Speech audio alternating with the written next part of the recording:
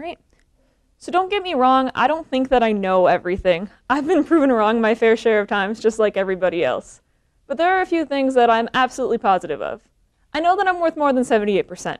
I know that all women are worth more than 53%, or 66%, or 78%, or even 90%, because I know that we're worth 100% of the time.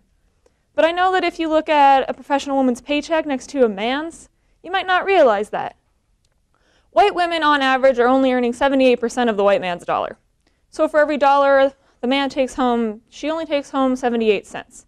I know that doesn't seem like a big deal, because you can't really buy anything with 22 cents, especially these days. But think about that in terms of a year. Think about when he takes home $60,000, she only takes home $46,800. They did the same amount of work, they had the same education, the same level of experience. The only difference is that she is a woman, and he is a man. But she's taking home $13,200 less? We passed the Equal Pay Act in 1963 so that we could do away with problems like these, and we're still here in 2016 dealing with them. So even a law couldn't fix the problem. Maybe that goes to show that the only way to deal with the wage gap is to talk about it, like we're doing right now, and inform the public so that we can understand, so that we can solve the problem instead of denying the issue at hand. A lot of things factor into the wage gap, and if I only talked about one of them, I'd be cheating you and myself. And it's important that we understand all of them so that we can understand how they factor in and how they affect things, and how we can put together our minds and close the gap. Now, true, the gap has shrunk in recent years, mostly in part because women are having children later in life. We learned from the White House's article, 5 Facts About the Gender Pay Gap. Yes, having kids sets you up to have lower wage earnings for your entire professional life. Of course, this doesn't happen to men, and actually having children positively impacts them, according to the New York Times article, The Motherhood Penalty versus the Fatherhood Bonus. If it doesn't negatively affect men to have kids, I don't think it negatively affects women either. I think that if they can work just as hard after children, I think women can work just as hard. And the fact that we make less after we have children perpetuates the idea that women who have kids maybe don't belong in the workplace, which we all know isn't true, and I'm sure a lot of people here are mothers, and I'm sure they know that after they had kids, they worked just as hard, if not harder, because now you're trying to take care of your kids too. So all women suffer from the pay gap, but it's important to note that some women are impacted more heavily than others are. Sure, white women make 78% of the white man's dollar, but what about Asian women and black women and Latina and Hispanic women? Thanks to the AAUW's research, we can see just how much they make too. Asian women are making 90% of the white man's dollar, but on the other hand, black women are only making 64%, and Hispanic and Latino women are only making 53%. So if we go back to our earlier example of $60,000, a Hispanic and Latino woman is only taking home $31,800. That's $28,200 less than her white male coworkers. That's a lot of money.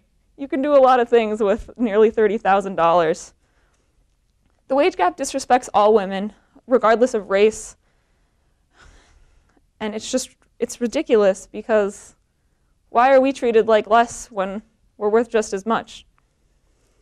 And it also perpetuates this terrible, terrible idea that maybe women aren't worth as much, or maybe your skin color determines how much you're worth, and we all know that's not true. So if we could do away with the wage gap, if we could demolish it, destroy it in its very, very being, then maybe we could do away with sexism and racism too, and I think we could all benefit from that. So let's talk about location. Location, location, location. People talk about location all the time, but they talk about it in terms of schools, in terms of weddings, in terms of vacations, but they don't really talk about it in terms of how much money women can make. So the wage gap is everywhere in the United States. You can't really work anywhere and make as much money as a man, which is a little silly. But some states are closer to closing the gap than other states. In Washington, D.C., women in technology can make 93.3% of what men make, according to the Washington Post article, What Gender Pay Gap? D.C. is the best city for women in technology. And women in Congress can make 91% of what men make, according to the AAUW's article. And New York, if you want to stay state-wise, has a pay gap of only 86%. But that's pretty sad that we're congratulating them on only paying their women 86% of what they pay their men. Still, either place is light years ahead of Louisiana, which has a pay gap where women are only paid 65% of what men are paid. Coincidentally, Louisiana has also been voted the worst place to be a woman. See, the pay gap is like that monster that was always under your bed when you were a kid, and everyone thought you were kind of ridiculous for always talking about it, and the adults were always annoyed because you couldn't stop talking about it, but it wouldn't leave you alone, and you couldn't forget about it because it was always there.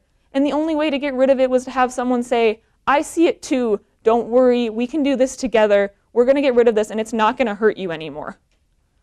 So I can talk to you about the pay gap all day. I can talk to you about it for eons, for ages, but the only way to get rid of it is for us to work together, for us to acknowledge that women aren't worth less than men. We have to destroy the idea that women can't work hard or they don't work hard, that mothers don't work hard. You have to destroy the idea that women are second-class citizens.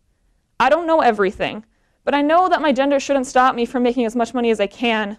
I know that I'm worth more than 78%. Thank you.